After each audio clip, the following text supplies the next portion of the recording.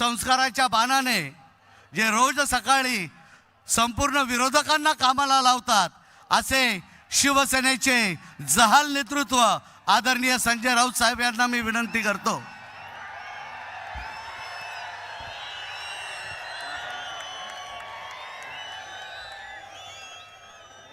ह्या शिट्या आणि टाळ्या माननीय उद्धव साहेब आणि राजसाहेबांसाठी आहेत.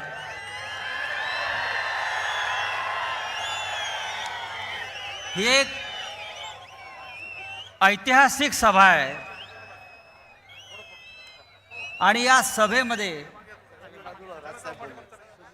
मशाली पेटलेल्या आहेत. इंजिन पुढे निघालेलं आहे आणि त्या इंजिनाला आणि मशालीला ऊर्जा देण्याचं काम जर कोण करत असेल तर या मैदानात जमलेली लाखो लाखो असे मराठी बांधव शिवसैनिक आणि मनसैनिक अत्यंत अभिमान बाळगावा अशी ही सभा आहे. माननीय उद्धव आणि राज ठाकरे यांनी आपल्या पहिल्या संयुक्त सभेसाठी नाशिकची निवड केली. यातच नाशिकचं महत्त्व आपल्याला कळलं असेल. उद्धवजींनी आणि राजसाहेबांनी एकत्र येणं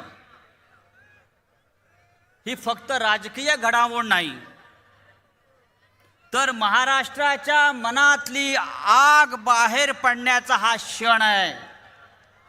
ही आग आहे आणि दोन राज आणि उद्धव साहेब एकत्र आल्यामुळे ही आग बाहेर काढण्याची संधी आपल्याला मिळते आहे.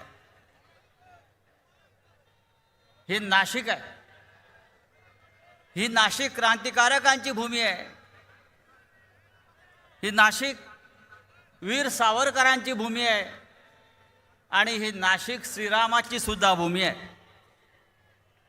पण या नाशिकमध्ये जे प्रश्न आहेत ते संपूर्ण महाराष्ट्राचे प्रश्न आहेत. कुंभनगरी, लवकर जिथे कुंभमेळा होईल आणि या कुंभच्या निमित्तानं जो भ्रष्टाचार या नाशिक शहरामध्ये माजलेला आहे तो या हिंदुत्ववाद्यांना शोभणारा नाही.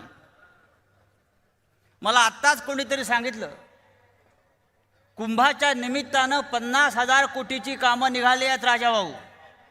50,000 कोटीची. आणि ही सगळी कामं महाराष्ट्राच्या बाहेरच्या कंत्राटदारांना खास करून गुजरातच्या कंत्राटदारांना मिळत आहेत. मग महाराष्ट्रातल्या आमच्या लोकांनी काय करायचं? नाशिकमधल्या स्थानिक लोकांनी काय करायचं? 50,000 कोटीची कामं गिरीश महाजन नावाचा पालकमंत्री गुजरातच्या ठेकेदारांना देत असेल आणि ही सगळी यादी कोणत्या ठेकेदाराला कोणतं काम द्यायचं हे याची संपूर्ण यादी ही दिल्लीतून आलेली आहे. मला एवढंच सांगायचं आहे की जी आश्वासन या नाशिकच्या बाबतीमध्ये आतापर्यंत आपल्याला मिळालेली आहे ती सगळी फोल ठरली. स्मार्ट सिटी करणार होते नाशिक, स्मार्ट सिटी.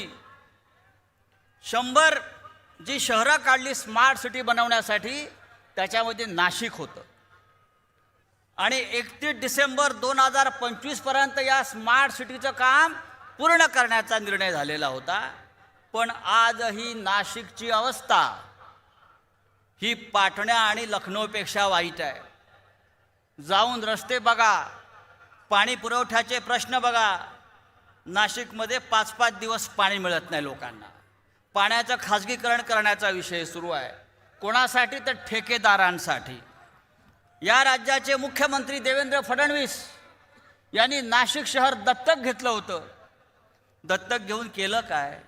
सावत्र भावापेक्षा वाईट अवस्था देवेंद्र फडणवीस यांनी या नाशिक शहराची केली आहे. आज नाशिक शहरामध्ये सगळ्यात जास्त का उपलब्ध असेल तर ते अंमली पदार्थ, ड्रग्ज.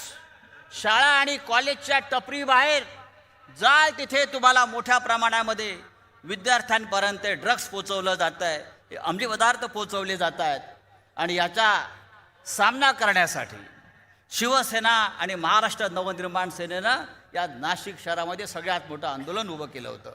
हे मी आपल्याला यासाठी सांगतो, ज्यांच्या हातामध्ये आपण नाशिकची सूत्र गेल्या 10 वर्षापासून दिलेली आहेत, त्यांनी नाशिक शहराची पूर्ण सत्यानाश केला, पूर्ण विल्हेवाट लावला. म्हणून आज या व्यासपीठावर ही जी ताकद तुम्हाला दिसते आहे, ही ताकद तुम्ही विजयी करा, नाशिकच्या महानगरपालिकेत पाठवा आणि या नाशिकचा चेहरा मोहरा बदलण्याची जबाबदारी शिवसेना आणि महाराष्ट्र नवनिर्माण सेनेवर सोपवा. आणि मग तुम्हाला मी सांगतो की जसं नाशिक तुम्हाला अपेक्षित आहे, तसं नाशिक घडवण्यासाठी माननीय उद्धव साहेब, माननीय राज साहेब हे पुढे आल्याशिवाय राहणार नाही. या नाशिक शहरामध्ये मी अनेक वर्ष ऐकतो का IT पार्क होणार, IT पार्क होणार, IT पार्क होणार.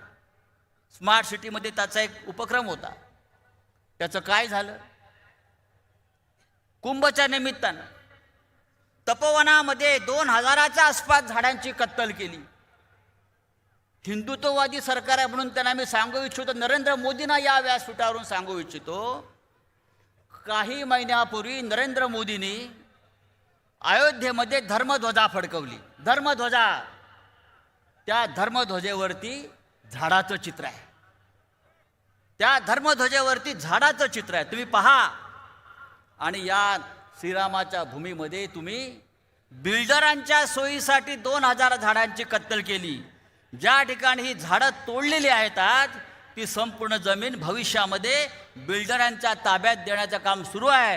कारण हा बिल्डर भारतीय जनता पक्षाच्या उमेदवारांचा खर्च करणार अशी माझी माहिती आहे या निवडणुकीमध्ये. आणि म्हणून या झाडांची कत्तल त्यांच्या सोयीसाठी करण्यात आलेली आहे.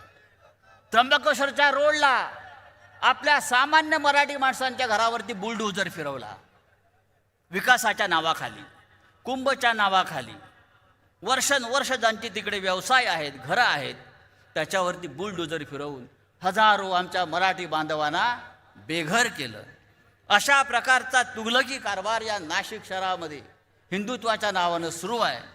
हे सगळं आपल्याला थांबवायचं आहे, हे सगळं आपल्याला रोखायचं आहे. आणि त्यासाठी एकच शक्ती, शिवशक्ती जे व्यासपीठावरती आणि समोर उपस्थित आहे, ही शिवशक्तीच हे सगळं रोखू शकेल. आपल्याला उद्धवजींना, राजसाहेबांना ऐकायचं आहे. मी आपला फार वेळ घेणार नाही, पण या मैदानावर जी शक्ती जमलेली आहे, या शिवशक्तीमध्ये या नाशिकमध्ये परिवर्तन करण्याची संपूर्ण ताकद आहे. मला खात्री आहे की आपण सगळे, उद्धवसाहेब, राजसाहेब एकत्र आलेले आहेत. हे नाशिकसुद्धा त्यांच्या पाठीशी ठामपणे उभे राहील आणि या नाशिकमध्ये बदल घडवेल, परिवर्तन घडवेल. आणि भ्रष्ट राज्यकर्ते, ज्याने नाशिकची महानगरपालिका लुटली, ज्याने नाशिक शहर लुटलं, ज्याने नाशिकमध्ये भ्रष्टाचाराची वाळवी लावली, त्या सगळ्यांना आपण कायमचं घरी पाठवल्याशिवाय राहणार नाही. इतकंच बोलतो आणि तूर्त थांबतो. जय हिंद, जय महाराष्ट्र. यानंतर मी आदरणीय